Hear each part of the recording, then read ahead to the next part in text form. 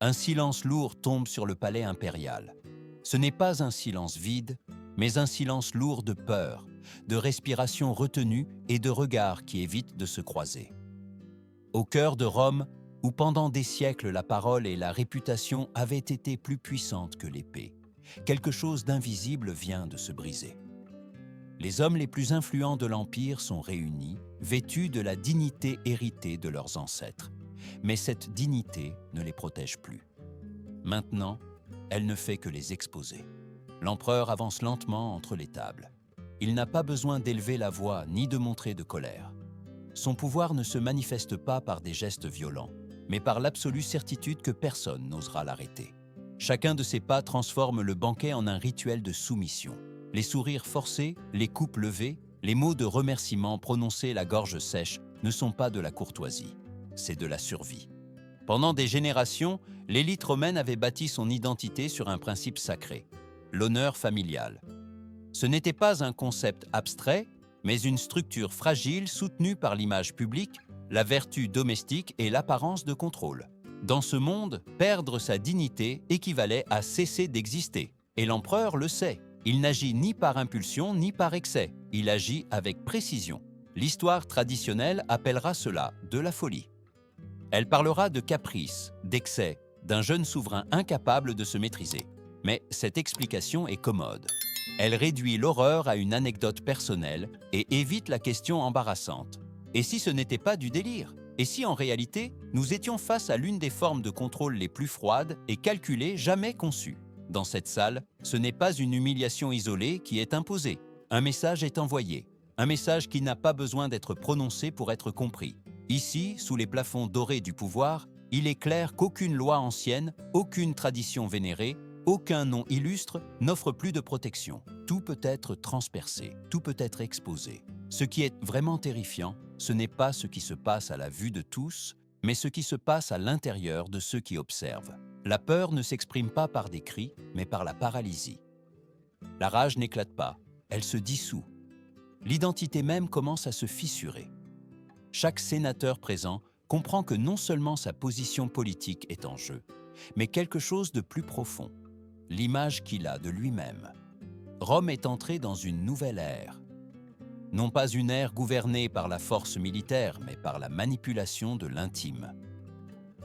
L'empereur a découvert que pour dominer, il n'est pas nécessaire de détruire des corps.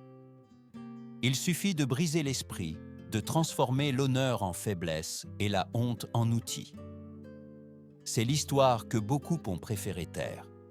Non pas parce qu'elle était scandaleuse, mais parce qu'elle révélait une vérité dangereuse. Le pouvoir absolu ne s'impose pas toujours par une violence visible. Parfois, il se construit dans le silence, dans le regard qui ne se détourne pas, dans le sourire qui dissimule la peur. Et une fois que ce mécanisme est en marche, il n'y a plus de retour en arrière. Pour comprendre pourquoi ce mécanisme a fonctionné avec une telle efficacité, il faut retourner à Rome en l'an 37 de notre ère. La ville n'est plus la vieille république austère qui se glorifiait de ses lois et de l'égalité symbolique entre les citoyens libres. Rome est maintenant le centre d'un empire immense, une superpuissance antique qui s'étend des côtes brumeuses du nord au désert de l'Orient. Cependant, au milieu de cette glorieuse expansion, il existe une fissure profonde qui menace de tout briser de l'intérieur. Le Sénat, composé des familles les plus anciennes et les plus fières, continue de s'accrocher à ses rituels, à ses titres et à la mémoire d'un passé où l'honneur était la base du pouvoir.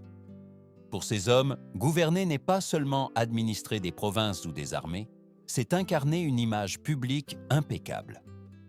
Leur autorité naît de la perception. Tant que la réputation reste intacte, leur domination semble solide. Face à eux se dresse une figure radicalement différente. Un jeune empereur qui ne se présente pas comme le premier parmi les égaux, mais comme quelque chose de supérieur. Pour lui, les normes morales qui limitèrent les autres ne sont pas des barrières, mais des instruments. La tension entre ces deux visions est inévitable. D'un côté, une élite qui croit que la dignité familiale est inviolable. De l'autre, un souverain qui a compris que c'est précisément là que se trouve le point le plus fragile. Dans la culture romaine, la vertu domestique n'est pas une affaire privée. La conduite de la famille reflète directement la valeur de l'homme qui la dirige. La pureté symbolique du foyer est la preuve visible de sa capacité à gouverner.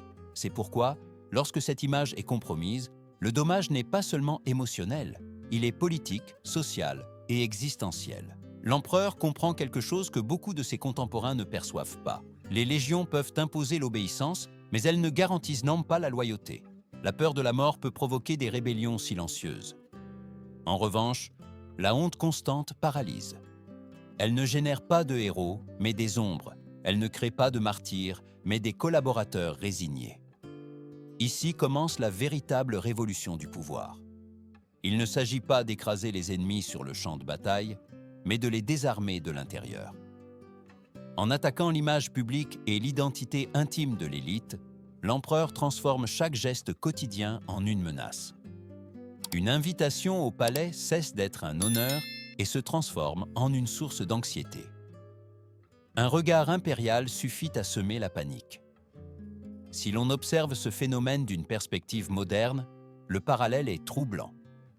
Aujourd'hui aussi, nous vivons dans des sociétés où la réputation peut être construite et détruite en public, où l'exposition devient une punition et le silence un refuge. Rome fut l'un des premiers théâtres où ce principe fut appliqué de manière systématique. En l'an 37, l'aristocratie romaine ne le sait pas encore, mais elle a déjà perdu la bataille fondamentale. Elle a confondu la force avec l'invulnérabilité. Et l'empereur, avec une clarté terrifiante, a identifié que l'honneur, ce pilier sacré de la tradition, n'est pas un bouclier.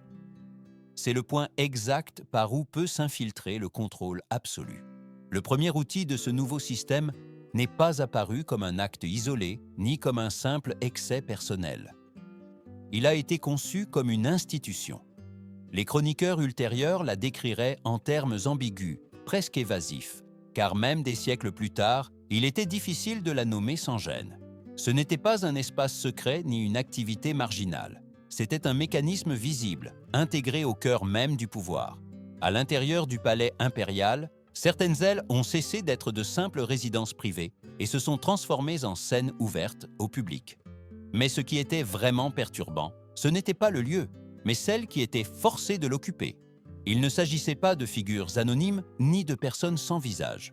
C'étaient des femmes appartenant aux familles les plus respectées de Rome, porteuses symboliques de l'honneur de lignées entières. Leur présence là-bas envoyait un message que personne ne pouvait ignorer.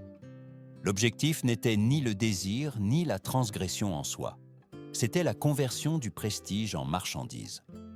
En attribuant une valeur publique à ce qui, pendant des siècles, avait été considéré comme sacré, l'empereur altérait l'ordre moral sans avoir besoin de proclamation.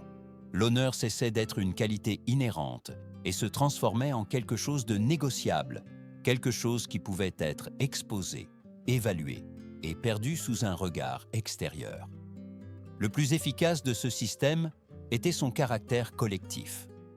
Les sénateurs n'étaient pas punis en privé, où l'humiliation aurait pu être traitée en silence. Ils étaient forcés d'assister à la dégradation symbolique de ce qui représentait leur identité sociale. Chaque rencontre, chaque croisement de regards renforçait l'idée qu'il n'existait plus de refuge. La honte devenait un spectacle partagé et par conséquent impossible à nier. Du point de vue psychologique, ce processus a un effet dévastateur. Lorsque l'humiliation devient publique et répétée, elle cesse d'être un événement exceptionnel et devient une condition permanente. L'individu ne lutte plus pour retrouver sa dignité, car il apprend que cette dignité a perdu de sa valeur aux yeux du pouvoir. À sa place, apparaissent l'adaptation, la résignation, voire la collaboration. L'empereur n'avait pas besoin de justifier quoi que ce soit. En ouvrant cet espace au peuple, il renforçait une hiérarchie inversée. Ceux qui auparavant devaient s'incliner devant la noblesse participaient désormais en tant que témoins ou clients à sa dégradation symbolique. Ce n'était pas seulement une attaque contre les individus, mais contre la structure sociale complète. La distance entre gouvernants et gouvernés se distordait, et la peur remplaçait le respect. Si l'on observe ce phénomène avec des yeux contemporains, le parallèle est troublant. L'exposition publique comme punition, la réduction de la réputation à un objet consommable, la transformation de la vie privée en un scénario de contrôle ne sont pas des idées nouvelles. Rome fut l'un des premiers laboratoires où ce type de domination fut expérimenté. Ainsi, la première phase du système était établie. L'honneur, autrefois intouchable, avait été redéfini. Ce n'était plus une valeur absolue, mais une monnaie que seul l'empereur pouvait frapper ou détruire. Et une fois que cette vérité s'est ancrée dans l'esprit de l'élite, le terrain était préparé pour quelque chose d'encore plus profond, plus intime et plus irréversible. La deuxième technique n'a pas eu besoin de nouveaux espaces ni de décrets formels. Elle s'est infiltrée dans un cadre déjà connu, respecté et apparemment inoffensif, le banquet impérial. Pendant des siècles, ces réunions avaient été le cœur de la vie politique romaine, des lieux où l'on négociait des alliances, où l'on consolidait des réputations et où l'harmonie entre le pouvoir et la tradition était mise en scène. C'est précisément pour cela qu'il constituait le cadre parfait pour une transformation silencieuse. Tout commençait de manière familière, musique douce, vin servi avec une précision rituelle, conversations soignées sur des campagnes lointaines et des affaires d'État. Les sénateurs venaient accompagnés de leurs épouses, comme l'exigeait le protocole, convaincus que la formalité les protégeait. Mais cette sensation de normalité était une illusion soigneusement entretenue. L'empereur n'avait pas besoin de briser les règles, il suffisait de les réinterpréter. Quand il se levait de son siège et commençait à marcher entre les tables, l'ambiance changeait sans que personne n'ose le nommer. Sa présence n'était pas celle d'un hôte, mais celle d'un observateur absolu. Chaque pause, chaque regard s'attardant quelques secondes de plus que d'habitude, transformait les invités en objets d'évaluation. Il ne s'agissait pas de désir évident, mais de domination symbolique. Le moment décisif n'était pas le choix en soi, mais la réaction forcée. Le mari devait rester immobile, le geste contrôlé, conscient que tout signe de résistance pouvait être interprété comme un défi. À cet instant se produisait la rupture interne. Le rôle qui définissait son identité, celui de protecteur de l'honneur familial, était suspendu. Il n'était pas vaincu par un autre homme, mais par l'impossibilité d'agir. Ce type d'humiliation a un effet psychologique particulier.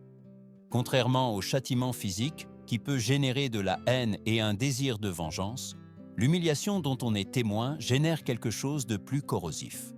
La honte intériorisée. L'individu commence à se voir à travers les yeux du pouvoir. Chaque silence ultérieur, chaque coupe levée avec un sourire rigide, renforce l'idée que son autorité est une fiction. Le banquet continuait. La musique montait, les conversations reprenèrent de manière artificielle, comme si le temps pouvait revenir en arrière. Mais plus rien n'était pareil. Tous comprenaient que cela pouvait se répéter à tout moment. L'incertitude s'installait comme norme. Il n'y avait pas de règles claires, seulement l'attente permanente de l'exposition. D'une perspective moderne, ce mécanisme rappelle ce que les psychologues appellent l'impuissance apprise. Lorsqu'une personne expérimente à plusieurs reprises des situations sur lesquelles elle ne peut pas influer, elle finit par renoncer même à essayer. C'est exactement ce qui était semé dans le cœur de l'élite romaine. Non pas une obéissance fervente, mais une résignation profonde. Ainsi, le banquet cessa d'être un espace d'échange politique pour devenir un laboratoire de contrôle. L'empereur avait démontré qu'il n'avait pas besoin de détruire publiquement quiconque pour le dominer. Il suffisait de lui montrer encore et encore que son rôle social pouvait être suspendu à volonté. Et une fois cette leçon apprise, l'étape suivante était inévitable. Obliger les sénateurs eux-mêmes à participer activement à leur propre décomposition intérieure. Ce qui vint ensuite fut le point de non-retour. Jusqu'à ce moment, l'humiliation avait été imposée de l'extérieur, administrée par une figure supérieure qui pouvait être haïe en silence. Mais l'empereur comprit une vérité encore plus troublante sur la nature humaine. Le dommage le plus profond ne se produit pas quand quelqu'un est dégradé par un autre, mais quand il est obligé de se dégrader lui-même. C'est ainsi que naquit ce que de nombreux chroniqueurs décrivirent avec crainte et circonvolution, et que nous appellerons ici le théâtre de la vérité. Sous prétexte d'observer l'authenticité des liens et de prendre des décisions éclairées sur l'élite, certains couples mariés étaient lancés et convoqués à des rencontres privées. Il ne s'agissait ni d'audience publique, ni de procès formel.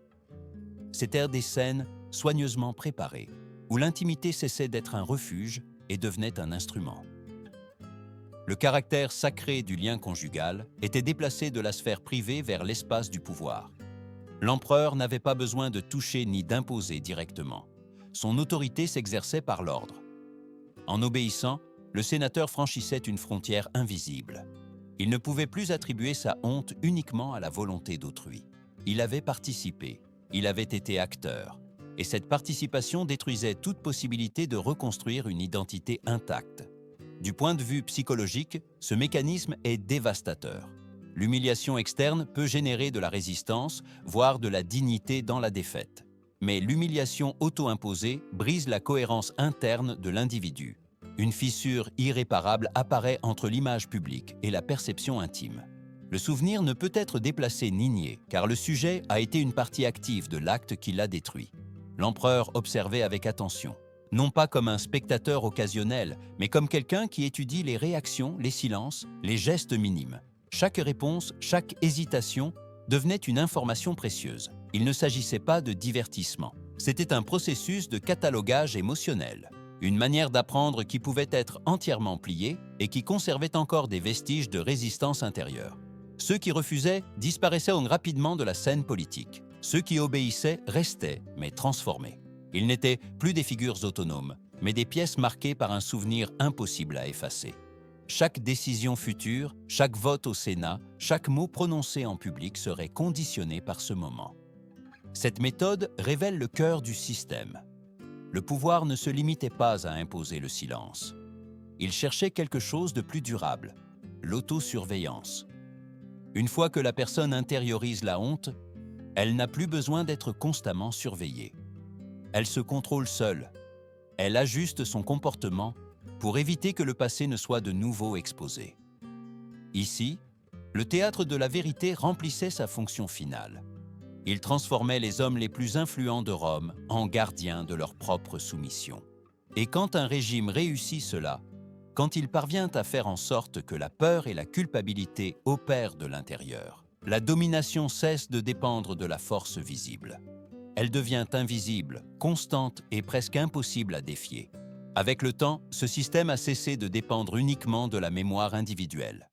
L'empereur comprit que le souvenir, à lui seul, est fragile.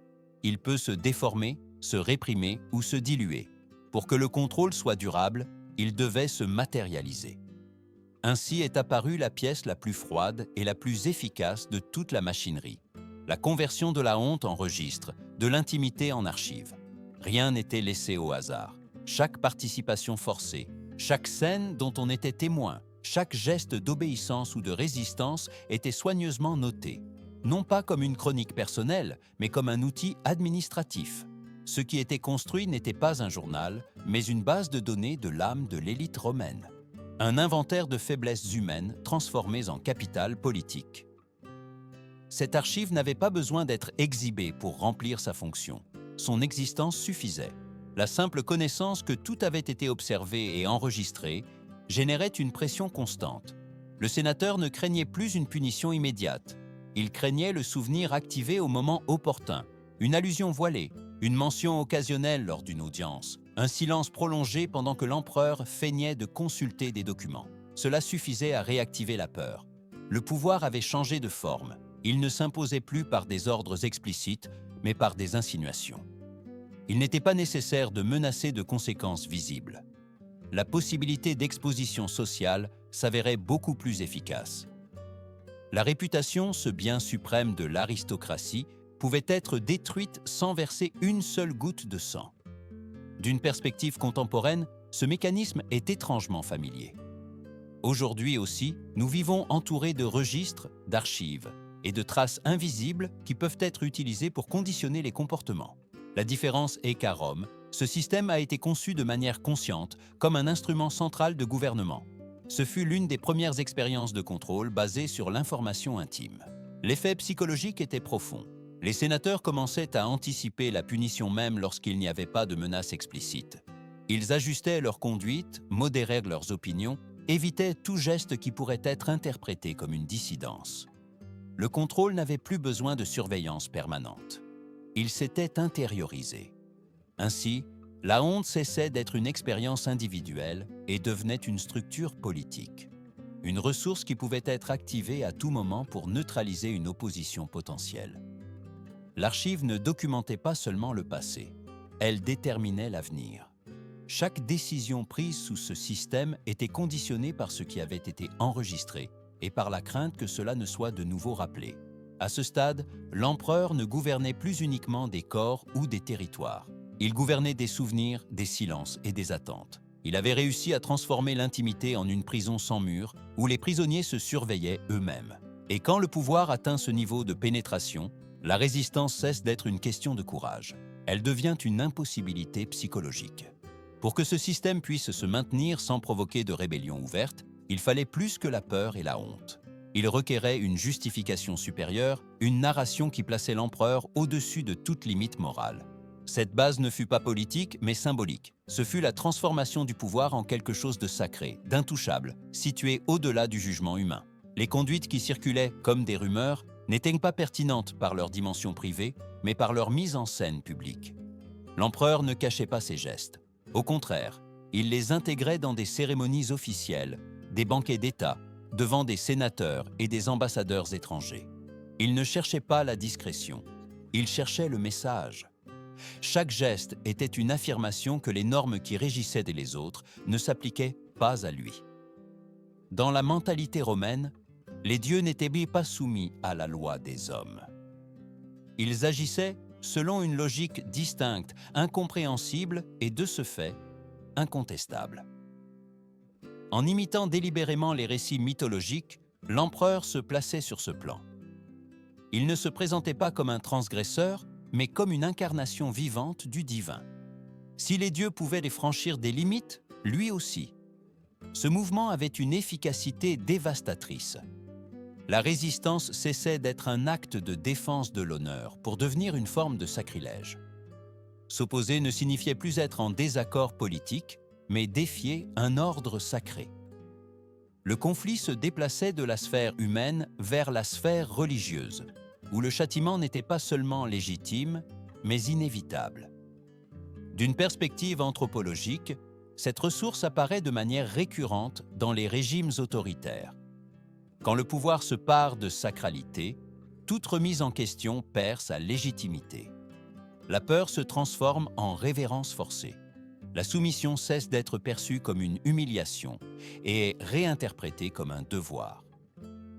Pour l'aristocratie romaine, ce piège était presque parfait. Accepter le système impliquait de conserver la vie et une apparence de statut. Le rejeter signifiait être marqué non seulement comme ennemi de l'empereur, mais comme ennemi de l'ordre cosmique qu'il prétendait représenter. Ainsi, la morale traditionnelle était inversée. La dignité ne protégeait plus, elle devenait dangereuse. Ce fut le dernier saut de la machinerie. Une fois que le pouvoir a réussi à se présenter comme divin, toutes les autres pratiques furent justifiées. L'exposition, l'archive, l'humiliation ritualisée acquirent une logique interne impossible à briser de l'intérieur. Le système n'avait plus besoin de s'expliquer, il se maintenait par lui-même. Et quand le contrôle atteint ce niveau, quand l'autorité se confond avec le sacré, la société entière entre dans une zone sombre. Non pas parce que tous croient réellement en cette divinité, mais parce qu'agir comme si elle n'existait pas devient trop coûteux. À ce stade, la domination cesse d'être imposée. Elle est acceptée, tolérée et finalement reproduite par ceux qui en subissent le plus les conséquences. La mort de l'empereur ne signifia pas la fin immédiate du système qu'il avait créé. Quand il fut éliminé par ceux qui devaient le protéger, beaucoup par Rome crurent que le cauchemar était terminé. On célébra, on ordonna d'effacer son nom des registres officiels et on tenta de restaurer une normalité qui n'existait plus. Mais le problème ne fut jamais seulement un homme. Ce fut l'empreinte psychologique qu'il laissa derrière lui. L'aristocratie romaine émergea de cette période profondément endommagée. Les chroniqueurs de l'époque décrivent une élite incapable de retrouver son équilibre. Des hommes qui dominaient auparavant la parole et la scène publique commencèrent à montrer des signes d'anxiété constante. Une simple convocation officielle suffisait à déclencher des nuits d'insomnie, des tremblements involontaires et un sentiment persistant de menace. Le pouvoir n'avait plus besoin de se montrer pour être craint. Les liens familiaux, qui pendant des siècles avaient été le noyau de la stabilité sociale, furent marqués par le silence. Dans de nombreux foyers, les conversations devinrent prudentes, presque inexistantes, non par manque d'affection, mais par peur. Peur que tout geste de proximité puisse un jour devenir une faiblesse exploitable. L'amour, paradoxalement, se transforma en risque. Les femmes de la noblesse portèrent une double blessure. À l'expérience d'avoir été utilisées comme symbole de pouvoir, s'ajouta l'isolement ultérieur. Au lieu de recevoir protection, beaucoup furent traitées comme porteuses d'une honte qu'elles n'avaient pas choisie. Le système avait réussi quelque chose de pervers: opposer les victimes entre elles, fragmenter la solidarité et renforcer le contrôle par la culpabilité partagée. Avec le temps, quelque chose d'encore plus troublant se produisit. Face à l'impossibilité de résister ouvertement, une partie de l'élite commença à s'adapter. Certains choisirent d'anticiper la punition en collaborant volontairement. Offrir une loyauté absolue, même humiliante, semblait une forme de survie. La soumission cessa d'être imposée et commença à être pratiquée comme stratégie. D'un regard moderne, ce phénomène rappelle ce que les psychologues appellent l'identification à l'agresseur. Lorsque la menace est constante et qu'il n'y a pas d'issue visible, l'esprit cherche à réduire le conflit en s'alignant sur la source de la peur. Ainsi, le système se perpétuait sans avoir besoin de son créateur. Il avait pris racine dans la conduite quotidienne. Rome restait puissante en apparence. Les légions marchaient, les frontières étaient maintenues, les cérémonies continuaient. Mais quelque chose d'essentiel s'était brisé. La confiance, la base invisible de toute communauté, avait été remplacée par la suspicion. Et une société gouvernée par la suspicion n'a pas besoin de tyrans visibles. Elle se contrôle elle-même. Ce fut l'héritage le plus profond de ces années. Un empire qui apprit à obéir non par respect de la loi, mais par crainte de l'exposition. Un monde où la honte s'était avérée plus efficace que la violence. Et quand une civilisation atteint ce point, la restauration morale ne dépend plus de décrets ni de changements de pouvoir. Elle nécessite des générations entières pour guérir. Avec le temps, Rome tenta de se convaincre que tout cela avait été une anomalie, un écart causé par un individu exceptionnellement dangereux. Le Sénat ordonna d'effacer son nom, de détruire des statues, de réécrire des documents. Il croyait qu'en éliminant les symboles, il pourrait neutraliser le dommage. Mais les idées n'obéissent pas aux décrets. Ce qui avait été créé n'était pas un souvenir isolé, mais un modèle. Le véritable héritage ne fut pas la figure du tyran, mais la méthode.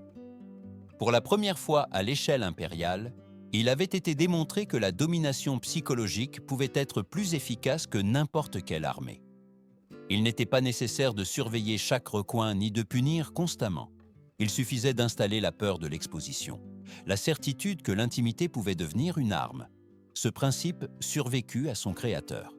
Les gouvernants qui vinrent après observèrent avec attention. Certains adaptèrent le système, d'autres le perfectionnèrent. La dégradation publique de l'élite, la manipulation de la réputation, l'utilisation de l'honneur comme point de pression se répétèrent sous de nouvelles formes. Il n'était plus nécessaire de copier les rituels exacts. Le noyau était clair. Pour contrôler les puissants, il fallait briser leur identité, pas leur corps. D'une perspective historique plus large, cet épisode marque un avant et un après. Il change la relation entre l'individu et le pouvoir. L'autorité cesse de se baser uniquement sur la loi ou la force et passe à s'appuyer sur la vulnérabilité humaine. La honte, une émotion intime, se transforme en instrument d'État.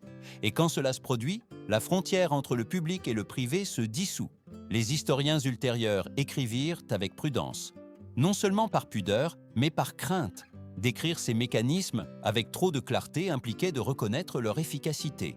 Et reconnaître leur efficacité signifiait accepter qu'ils pouvaient être de nouveau utilisés. Le silence, en ce sens, fut une forme de défense tardive, une manière d'empêcher que le manuel ne se diffuse intact. Mais la leçon demeure. Chaque fois qu'une société permet que l'exposition remplace le jugement, que l'humiliation remplace la loi, elle s'approche dangereusement de ce même abîme. Peu importe l'époque ni le contexte, le mécanisme est toujours le même. Convertir la dignité en faiblesse, faire de la peur une habitude quotidienne. L'Empire romain survécut des siècles après ces événements, mais ne récupéra jamais entièrement ce qu'il perdit alors. Quelque chose d'essentiel fut endommagé, la confiance que la vie privée pouvait être un refuge sûr face au pouvoir. À partir de ce moment, gouverner ne signifia plus seulement administrer des territoires, mais contrôler des consciences. C'est l'histoire que, pendant des siècles, on préféra oublier. Non pas parce qu'elle était scandaleuse, mais parce qu'elle était trop révélatrice. Elle montre à quel point la civilisation peut s'effondrer quand l'intimité devient un spectacle et la honte une politique d'État.